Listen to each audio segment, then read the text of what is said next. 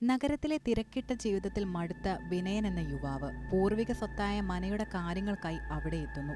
അയാളുടെ ലക്ഷ്യം മന വിൽക്കുക എന്നതാണ്. ഇതൊരു പ്രേതാലയം പോലെയുണ്ട്. ഇത്രയും പേടിപ്പിക്കുന്ന ഒരിടം വിൽക്കാൻ വെച്ചിട്ട് ആരെങ്കിലും വാങ്ങുമോ? ഗ്രാമവാസികൾ വർഷങ്ങളായി ഈ മനയെക്കുറിച്ചും അവിടുത്തെ യക്ഷിയെക്കുറിച്ചും പറഞ്ഞു കേൾക്കുന്നു. വിനയന് ഇതിലൊന്നും വിശ്വാസമില്ല. അയാൾ വെറും ലോജിക്ക് മാത്രം വിശ്വസിക്കുന്ന ഒരാളാണ്. വിനയനെ സ്വീകരിക്കാൻ മനയുടെ കാര്യസ്ഥനായ പ്രായം ചെന്ന ചാത്തുണ്ണി മാത്രമാണ് അവിടെ ഉണ്ടായിരുന്നതും. അയാൾ പേടി നിറഞ്ഞ മുഖത്തോടെ വിനയനോട് സംസാരിക്കുന്നു. ചാത്തുണ്ണി, മോനെ, ഈ രാത്രി മനയുടെ തെക്കേ മുറിയിൽ കിടക്കരുത്. പാതിരാത്രിക്ക് ആരും അവിടെ അടുത്തേക്ക് പോകരുത്. അത് നീലാംബരിയുടെ വഴിയാണ്. 100 വർഷമായി മന കാക്കുന്ന ഞാനിതൊന്നും വെറുതെ പറയുന്നതല്ല. വിനയൻ ചിരിച്ചുകൊണ്ട്, ചാത്തുണ്ണിയേട്ട, ഈ 21-ാം നൂറ്റാണ്ടിൽ ഞാൻ ഓരോ യക്ഷിക്കഥ കേട്ട് പേടിക്കണമെന്നാണോ? മന വിൽക്കാൻ പോവുകയാണ്. പേടിയുണ്ടെങ്കിൽ ഏട്ടന് നാളെ രാവിലെ വരാം. ചാത്തുണ്ണി പേടിയോടെ തലയാട്ടി മടങ്ങുന്നു. വിനയൻ മലയിലെ തെക്കേ കോലായിലെ ഇരുണ്ട മുറിയിൽ കിടക്കാൻ തീരുമാനിക്കുന്നു. രാത്രിയിൽ കിടക്കാനൊരുങ്ങുന്നതിനിടെ ചാത്തുണ്ണി പറഞ്ഞ നീലാംബരി എന്ന പേര് വിനയന്റെ മനസ്സിൽ തങ്ങി. അയാൾ മൊബൈലിൽ ലൈറ്റ് തെളിച്ച് മനയുടെ ചുമരിലെ പഴയ ചില ചിത്രങ്ങൾ നോക്കുന്നു. 100 വർഷം മുൻപ് കാഞ്ഞിരങ്കോട് തറവാട്ടിലെ കാരണവരുടെ മകളായിരുന്നു നീലാംബരി.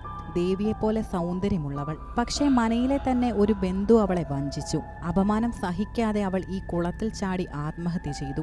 അവളുടെ മൃതദേഹം പോലും കിട്ടിയില്ല. അവളുടെ ആത്മാവ് അതിസുന്ദരിയായ യക്ഷിയായി ഈ പാലമരത്തിലും സർപ്പക്കാവിലുമായി അലഞ്ഞു നടക്കുന്നു, പ്രത്യേകിച്ചും വെള്ളിയാഴ്ച രാത്രികളിൽ. ഈ സമയം കാറ്റില്ലാതിരുന്നിട്ടും ജനൽപ്പാളി ശബ്ദമുണ്ടാക്കുന്നു. വിനയനൊന്ന് ഞെട്ടുന്നു.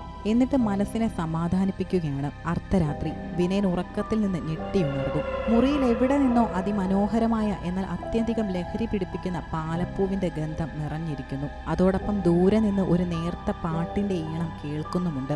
വിനയൻ കട്ടിലിൽ നിന്ന് എഴുന്നേൽക്കുന്നു. യുക്തിക്ക് നിരക്കാത്ത ആ ഗന്ധം അയാളെ അസ്വസ്ഥനാക്കുകയാണ്. മുറിയുടെ വാതിൽ പുറത്തുനിന്നും ആരോ മെല്ലെ തട്ടിയതുപോലെ ഒരു നേർത്ത ശബ്ദം. വിനയൻ പതുക്കെ ആരാതെന്ന് ചോദിച്ചു. മറുപടിയില്ല. വിനയൻ മൊബൈലിലെ വെളിച്ചം വാതിലിന് നേരെ അടിക്കുന്നു. ഒന്നുമില്ല. പക്ഷെ അയാൾക്ക് വാതിൽ തുറക്കാൻ ഒരു തോന്നൽ, ഒരു അദൃശ്യ ശക്തിയുടെ ആകർഷണ വലയത്തിൽപ്പെട്ട വിനയൻ മെല്ലെ വാതിൽ തുറന്ന് പുറത്തു വരുന്നു. ഗന്ധം തീവ്രമാകുന്നു. ആ ഈണം വരുന്നത് മനയുടെ കുളപ്പുരയിൽ നിന്നാണ്. പൂർണ്ണചന്ദ്രന്റെ നേരിയ വെളിച്ചത്തിൽ വിനയൻ കുളപ്പുരയുടെ പടികളിലേക്ക് നടക്കുന്നു. അവിടെ മഴവെള്ളം പോലെ കറുത്ത മുടി അഴിച്ചിട്ട് വെള്ള വസ്ത്രം ധരിച്ച് അവിശ്വസനീയമാം വിധം സൗന്ദര്യമുള്ള ഒരു സ്ത്രീ ഇരുന്ന് മുടി ചീകുന്നു. അവളുടെ കൈകളിലെ കമ്മലുകളും അരഞ്ഞാണവും നേരിയ ശബ്ദമുണ്ടാക്കുന്നു. നീലാംബരിയുടെ മധുരമായ ശബ്ദത്തിൽ, വിനയ, എത്ര നാളായി ഞാൻ നിന്നെ കാത്തിരിക്കുന്നു. നീ എന്തിനാണ് എന്നെ പേടിക്കുന്നത്? ഞാൻ നിന്റേതല്ലേ? യക്ഷിയുടെ കണ്ണുകൾ ഇരുട്ടിൽ തിളങ്ങുന്നു. വിനയൻ ശില കണക്കെ നിന്നുപോകുന്നു. അവളുടെ കണ്ണുകളിലെ വശ്യതയിൽ അയാൾ മയങ്ങി. അവളുടെ അടുത്തേക്ക് ചുവട് വെക്കുന്നു. വിനയൻ ഒരു ചുവട് കൂടി മുന്നോട്ട് വെച്ചപ്പോൾ ചെറുപ്പത്തിൽ അമ്മ ചൊല്ലിക്കൊടുത്ത നരസിംഹമൂർത്തിയുടെ മന്ത്രം പെട്ടെന്ന് മനസ്സിൽ തെളിഞ്ഞു. ഓം നമോ നാരായണ. ആ ശബ്ദം കേട്ടതും കുളപ്പുരയിൽ ഒരു ഇടിവെട്ടിയതുപോലെയുള്ള ശബ്ദം. നീലാംബരിയുടെ സൗന്ദര്യമുള്ള മുഖം ഞൊടിയിടയിൽ മാറി. അവളുടെ കണ്ണുകൾ ചുവന്നു, പല്ലുകൾ കൂർത്തുവന്നു, ചുണ്ടിൽ രക്തം പുരണ്ടതുപോലെ. യക്ഷി അലറിക്കൊണ്ട്, പോകരുത്, നീ എന്റേതാണ്. ആ വികൃത രൂപം വിനയനെ ലക്ഷ്യമാക്കി പാഞ്ഞെടുത്തു. ബോധം തിരികെ വന്ന വിനയൻ ജീവൻ പണയം വെച്ച് തിരിഞ്ഞോടി. മുറിയിലെത്തി വാതിൽ വലിച്ചടച്ച് അകത്തുനിന്ന് കുറ്റിയിട്ടു.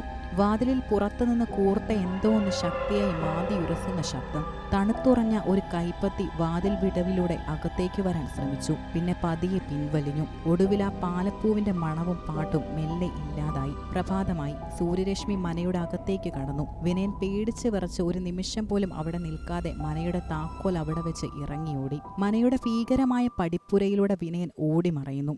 അയാൾ തിരിഞ്ഞു നോക്കുമ്പോൾ തെക്കേ കോലായിലെ ജനലിന്റെ ഇരുട്ടിൽ മങ്ങിയൊരു രൂപം അയാളെ നോക്കി പുഞ്ചിരിക്കുന്നത് പോലെ. എനിക്ക് ജോലിയിൽ മാത്രം വിശ്വാസമുണ്ടായിരുന്നു. പക്ഷേ ആ ഒരു രാത്രി ചില സത്യങ്ങൾ വിൽക്കാനോ വാങ്ങാനോ കഴിയില്ലെന്ന് ഞാൻ തിരിച്ചറിഞ്ഞു. കാഞ്ഞിരക്കോട് മനയുടെ താക്കോൽ ഇന്നും ആരും തുറക്കാത്ത മുറിയിൽ കിടക്കുന്നു, നീലാംബരിയുടെ കാവൽക്കാരി എന്ന പോലെ.